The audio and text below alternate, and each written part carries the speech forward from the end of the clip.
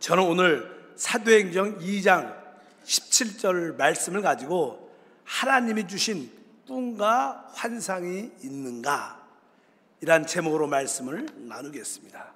이제 오늘 좀 몇 시간 지나면 2024년도가 다가옵니다. 새로운 해가 다가올 때마다 제 마음속에서는 주님이 오실 날에 1년 더 가까이 졌구나, 이런 생각을 저는 대부분 갖습니다. 한 해 한 해 갈 때마다 진짜 말세 중에 말세가 되면서 하나님께서 예언하신 말세에 부어주는 약속의 말씀이 있습니다. 오늘 본문 말씀에 사도행전 2장 17절에 이렇게 말씀합니다. 하나님이 말씀하시기를 말세에 내가 내 영을 모든 육체에 부어주리니 너희 자녀들은 예언할 것이요 너희 젊은이들은 환상을 보고 너희 늙은이들은 꿈을 꾸리라. 말세 중에 말세 마지막 때 다시 한번 하나님의 영이 마음껏 하나님 백성들에게 부어질 거라고 예언하셨고 지금 이루어지고 있는 줄 믿습니다. 특별히 자녀들은 예언하고 젊은이들은 환상을 보고 너희 늙은이들은, 번역을 좀 잘못한 것 같아요. 아까 찬양할 때는 뭐야? 아비라고 써요. 아비. 어떻게 아비들은 꿈을 꾸리라, 이렇게 얼마나 부드러워. 늙은이라니까 좀 섭섭한 것 같아요. 나이가 들면서. 어쩌든지 자녀들은 예언을 합니다. 젊은이들은 환상을 보고 아비들은 꿈을 꿀 것이다, 이렇게 말씀합니다. 사실 여기에 예언, 환상, 꿈을 다른 말로 말하면 이상, 한국말로 이상이라고 합니다. 하나님이 보여주는 어떤 장면, 그림이죠. 그것을 영어로 비전이라, 비전. 그러니까 하나님이 말세에 성령이 부어지면 우리에게 하나님이 주신 비전을 갖게 된다. 하나님이 주신 꿈과 환상을 갖는 것을 비전이라고 말씀합니다. 저는 오래전에 이 말씀을 읽으면서 주님께 하나님, 너희 자녀들은 예언한다고 말하는데 한국 사람들은 예언이라는 단어를 좋아해요. 미리 내일에 대한 어떤 점을 치고 이런 생각을 많이 갖는데 사실 예언은 그런 의미가 아닙니다. 예언은 그리스도에 대해서 말하는 겁니다. 사실 성령이 우리 가운데 임하면 성령은 그리스도를 증거하는 영이죠. 그래서 성령이 제대로 임하면 어떤 마음이 드냐면 주님이 곧 오신다, 이런 마음의 감동이 있어요. 주님이 곧 오실 거야. 그래서 만나는 자들에게 주님이 곧 오셔. 사실 최고 예언은 이 말이에요. 그 예언 아닙니까? 주님이 오신다, 이게 뭐예요? 최고 예언이죠. 그래서 성령을 제대로 받은 사람들은 만나는 자들에게 주님이 곧 다시 오셔, 그런 예언의 말씀을 한다는 뜻도 많이 포함되어 있습니다. 믿으시면 아멘. 여러분들은 신앙생활하면서 이렇게 예언의 말씀을 해보셨어요? 주님 곧 다시 오신다. 성령을 안 받은 사람들은 결코 그런 얘기를 못합니다. 그러나 성령 충만한 사람은 만나는 우리 성도들에게 주님 곧 오실 것 같아, 곧 오신다고 말씀했어, 이렇게 고백할 수 있습니다. 한번 인사할까요? 옆 사람과 한번 이렇게 주님이 곧 다시 오십니다. 이게 뭐예요? 예언이죠. 예언. 그분이 오실 것을 선포한다는 거예요. 어쨌든 여러분들이 예언, 환상, 꿈을 뭐라 그래요? 비전이라 그래요. 그래서 하나님이 주신 비전을 가진 사람들은 놀라운 역사를 체험하게 됩니다. 그래서 여러분들이 2024년에는 하나님이 주신 바로 그 예언, 환상, 꿈, 비전을 갖고 여러분들이 달려가야 될 줄 믿습니다. 성경에 하나님의 사람들은 다 이 비전을 가진 사람입니다. 아브라함도 비전을 가졌죠. 하나님께서 그를 부르셔서 비전의 말씀을 주십니다. 또 동서남북을 바라봐라, 하늘의 모든 무뼈를 세보라, 이런 비전을 하나님이 주시죠. 또 야곱도 비전을 가졌죠. 모세도 하나님의 비전을 가진 사람이었습니다. 다윗도, 다니엘도. 성경에 보면 그 베드로도 그렇고 사도 바울도 그렇고 이 시대에 우리 조영기 목사님도 그러한 하나님 주신 큰 비전을 가졌기 때문에 세계 최대의 교회를 세울 수 있었습니다. 그래서 비전이라는 게 참 중요하죠. 여러분 모두가 그런 비전이 함께 하기를 바랍니다. 비전의 사람들은 그 하나님의 비전이 우리를 이끌고 가기 때문에 우리가 비전을 따라가는 게 아니라 비전이 우리를 끌고 가는 거예요. 그러니까 우리는 최고를 추구하고 우리는 최고 것을 사모하는 마음이 드는 거예요. 하나님, 내가 최선을 다할 뿐만 아니라 최고로 주님을 섬기게 도와 주시옵소서. 그래서 비전을 가진 사람들은 실제로 어떤 사람이냐, 비전을 가지면 그 사람이 변화되게 되어 있어요. 변화되게 되어 있어요. 사실 하나님의 성령이 우리 가운데 임하면, 성령은 4차원에 계신 분이죠. 영이신 성령이니까 성령, 4차원의 세계에 계시는 것입니다. 그러니까 성령이 우리 가운데 임하면 우리에게 영적인 세계가 눈이 열려요. 그동안은 오직 눈에 보이는 세상, 물질적인 것만 눈에 봤다가 성령이 임하면 영적인 세계가 있구나. 우리 성령뿐만 아니라 사단도 있고 귀신도 실제로 있고 다음 시대와 영원한 세계가 진짜 있구나. 이게 영적인 세계에 대해서 눈이 활짝 열려요. 그러니까 자기의 어떤 가치관이 바뀝니다. 자기의 인생관이 바뀌는 거예요. 그동안은 내 인생과 가치관이 오직 땅의 목적을 가지고 있었는데 영적인 세계를 보니까 이것이 참된 것이거든요.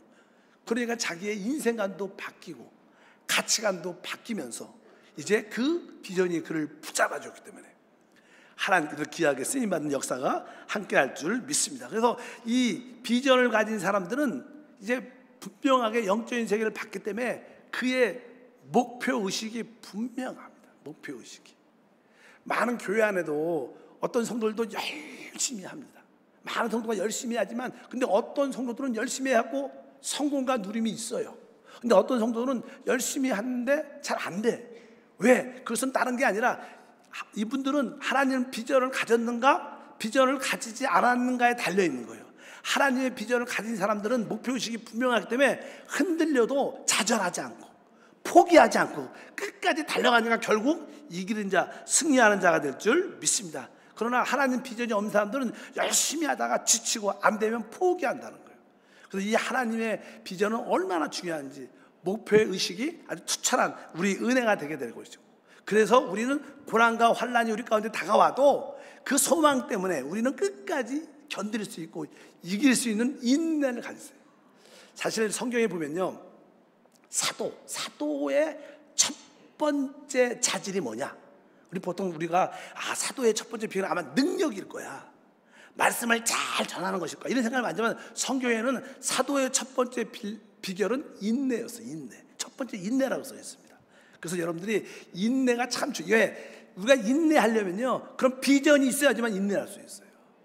그래서 우리 데살로니가전서 1장 3절에 말합니다. 너희 믿음의 역사와 사랑의 수고와 우리 주 예수 그리스도에 대한 소망의 인내를 우리 하나님 아버지께 끊임없이 기억하면, 여기 뭐야? 그리스도 예수에 대한 소망의 인내. 우리가 그 비전이 우리의 소망이 될 때 우리는 어떠한 어려움도 역경도 인내하고 참고 이겨낼 수 있다는 겁니다. 그래서 여러분들 2024년에는 나한테 한번 하나님이 주신 비전이 무엇인가, 또 옛날에 주셨는데 그것을 또 바삐 살다 보니까 기억이 안 나죠. 또 여러분들이 그걸 잊어버린 적도 있죠. 그러니까 다시 한번 새해를 맞이하면서 하나님의 비전이 나를 회복하는구나. 하나님, 내가 새해에는 하나님의 비전을 회복하게 도와주시고, 또 그런 비전을 받지 못한 사람들은 하나님, 나에게 하나님의 비전을 주시옵소서. 성령이 나에게 임하여 주셔서 예언과 환상과 꿈을 더하여 주시옵소서. 그래서 이번에 내일부터 시작하는 우리 새벽 기도회, 또 저녁 기도에 열정적으로 참석해서 하나님의 비전을 받는 성도가 되길 주의 이름으로 축복합니다. 그런데 종종 이렇게 물어보는 분이 있어요. 목사님, 내가 어떤 환상, 비전을 가졌는데 이게 하나님이 주신 것인지 내가 만든 비전인지 어떻게 구별해요? 이렇게 말할 수 있잖아요.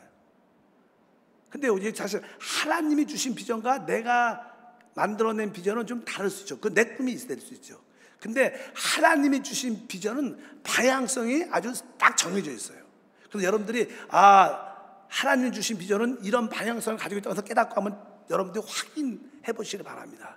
첫 번째, 하나님이 주신 이 방향성은요, 하나님이 사람을 창조할 때 하나님의 형상과 모양대로 창조하고 그를 축복하시죠. 그래서 창세기 1장 28절에 말씀합니다. 하나님이 그들에게 복을 주시며 하나님이 그들에게 이르시되 생육하고 번성하여 땅에 충만하라, 땅을 정복하라, 바다의 물고기와 하늘의 새와 땅에 움직이는 모든 생물들을 다스리라 하시니라. 여기에 내용을 쉽게 말하면 일단은 땅에 충만하라, 충만, 그 다음에 땅을 정복, 그리고 다스림, 다스려라. 이 세 단어가 있어요.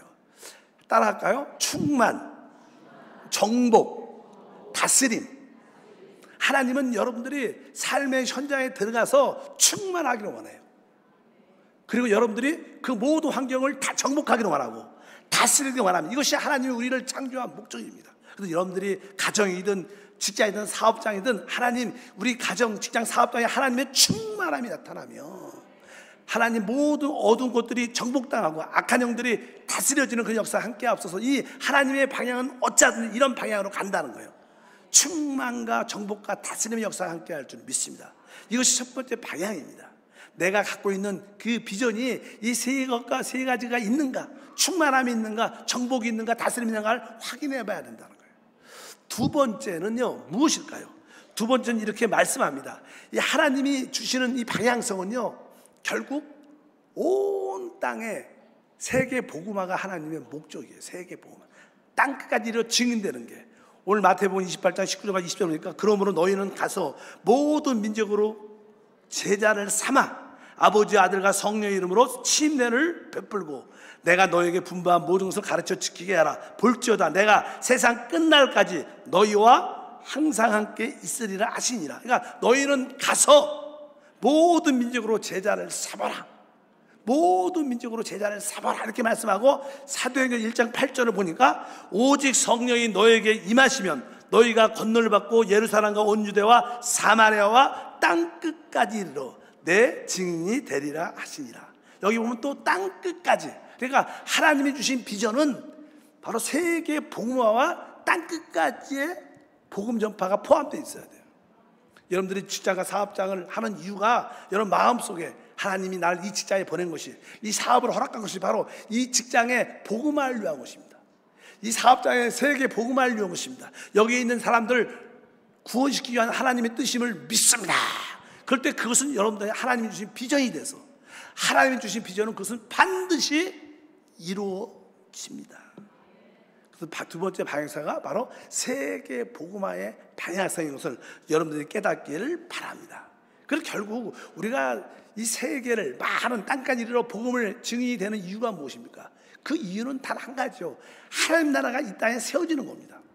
이 세상 나라가 끝나고 하나님의 통치가 완전히 이 땅에 세워지는 게 하나님의 뜻이기 때문에 우리 마음속에 하나님이 주신 비전은 결국 하나님의 나라가 이 땅에 세워지기를 소망하는 방향성이에요. 여러분 마음에 하나님 이 직장과 우리 가정을 통해서 사업장을 통해서 하나님 나라 이 땅에 세워지기를 원합니다. 이런 불타는 마음이 있다면 여러분들은 제대로 된 하나님의 비전을 가진 줄 믿습니다.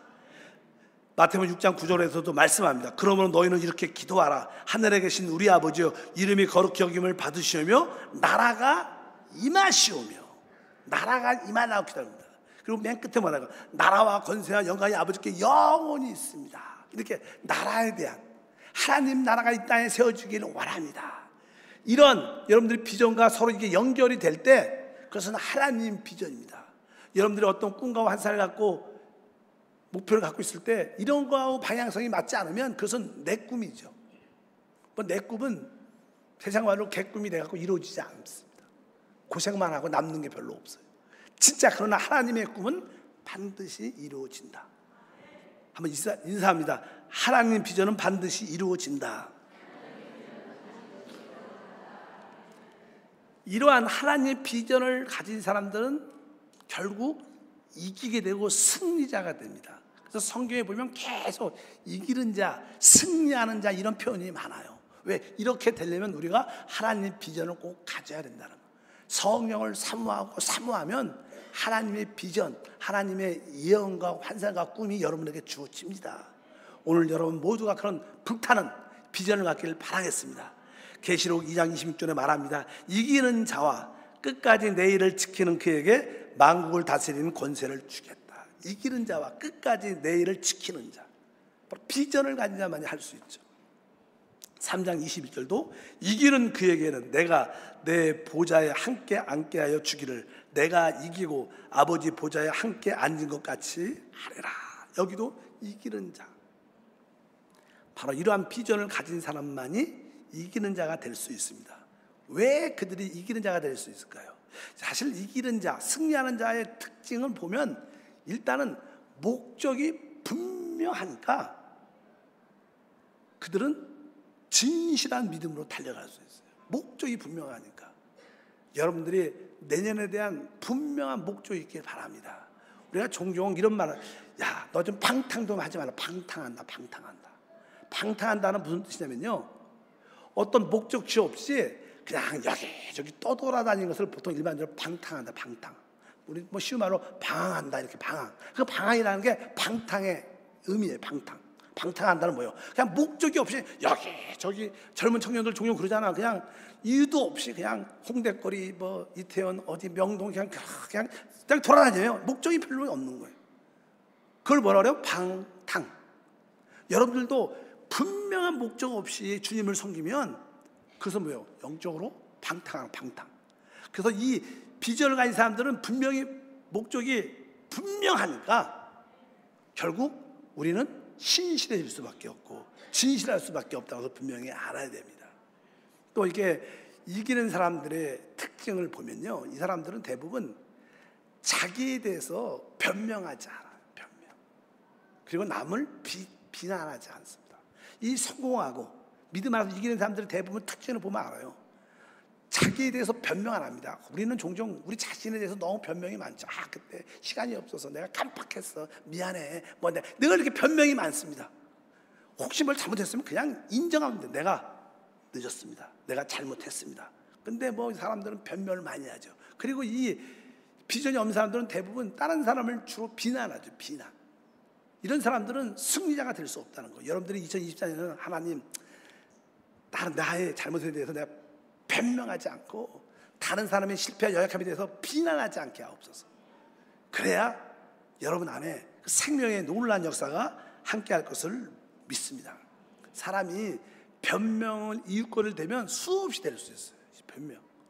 성경의 잠언서에 보면 아주 재밌는 말이 있어요. 이렇게 써 있어요. 22장 13절 보니까 게으른 자는 말하기를 사자가 밖에 있은즉 내가 나가면 거리에서 찍겠다 하느니라. 사실 밖에 사자도 없는데 혹시 좀 너 밖에 나가서 일 좀 해라 그러면, 밖에 무슨 짐승이 있는 것 같아, 나가면 그냥 찢겨서 안 돼, 못 나가, 이렇게 변명한다. 이거저거 안 나가려고 이렇게 저렇게 변명한다는 거예요. 게으른 자는 결국 그렇다는 거예요. 어찌하든지 여러분들이 자신에 대해서 변명하지 말고 다른 사람을 비판하지 않는 여러분들이 비전 있는 사람이 되길 바랍니다. 그리고 그냥 이 비전 있는 사람들의 특징은 배우기를 멈추지 않는 거예요. 사실 우리는 늘 부족하죠. 특별히 신앙인으로서 우리는 영적으로 추구하는 마음, 배우려는 마음이 뜨거워야 돼요. 저는 제가 웬만하면 새벽 예배를 해요. 많은 분들이 목사님 안 피곤하세요? 왜 새벽 예배를 목사님이 하셔요? 그래요. 그래서 저는 사실 제가 새벽에 일어나서 말씀을 추구하고 말씀을 통해서 은혜 받고 말씀을 해서 달려가는 그것이 나에겐 최고의 축복이고 나를 지키는 길이에요. 왜? 우리는 영적인 것을 추구하는 마음이 있어야 돼요. 배우려는 마음이 있어야 돼요.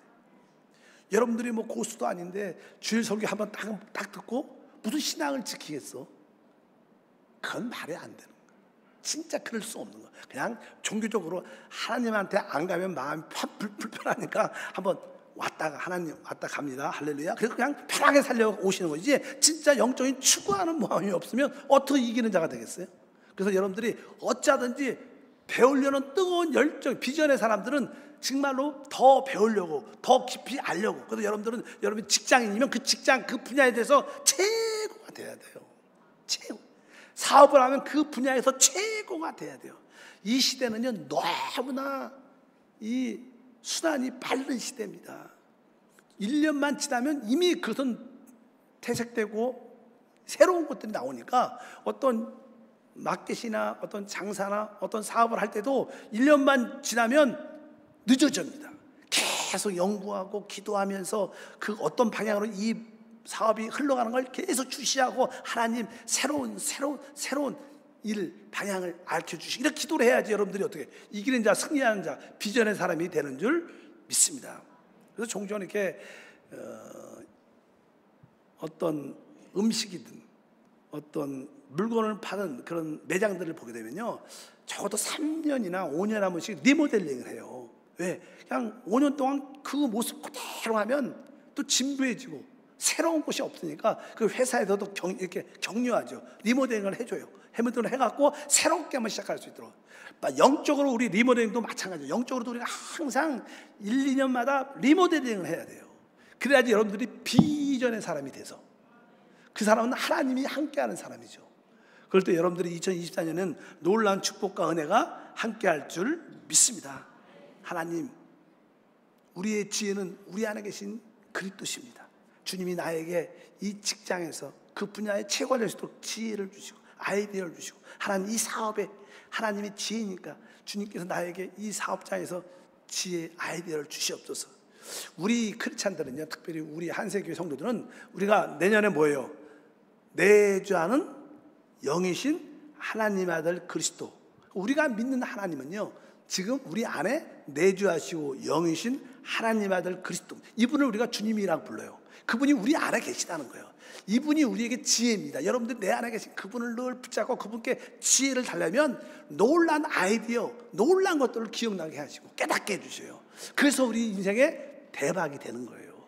그래서 여러분들이 그렇게 항상 추구하는, 배우려는, 사모하는 그런 영이 있을 때 우리는 비전의 사람이 되고, 이런 비전의 사람은 결국 이기고 승리하는 자가 된다. 그래서 여러분들이 2023년을 보내면서 2024년은 내가 진짜 하나님의 주신 예언, 환상, 꿈, 비전이 나한테 있는가 다시 한번 점검해봐요. 그냥 이런 비전을 다시 돌아보지 않고 점검하지 않고 그냥 2024년은 똑같아요. 더 나빠질 수도 있어요. 그러나 이제 하나님, 내가 하나님 주신 비전을 붙잡습니다. 그 비전을 다시 한번 돌이키겠습니다. 하나님 주신 예언과 환상과 꿈을 더하여 주시옵소서. 올도 성령 충만함을 주셔서 하나님이 말씀해 보는 그 영으로 말미암아 모든 것을 행하게 도와 주시옵소서. 바로 그 비전을 주시는 분은 오직 성령이시죠. 오늘도 성령으로 충만하고 성령이 우리 영 안에서 흘러 넘치는 그런 은혜가 있길 주임으로 축복합니다. 하나님 아버지, 진심으로 감사합니다. 2023년을 하나님의 은혜 가운데 잘 지켜주시고 보호하심을 감사합니다. 이제 몇 시간 있으면 새해를 맞이합니다. 새해를 맞이하기 전에 하나님이 주신 꿈과 환상이 있는가를 다시 한번 점검합니다. 우리 성도들에게 마음을 활짝 열어주셔서 하나님 주신 꿈, 환상을 기억해내게 하시고, 다시 한번 그 하나님 주신 꿈과 환상에 붙잡히게 도와주시고, 그 비전을 향해서 달려가는 믿음의 사람이 되도록 축복해 주시옵소서.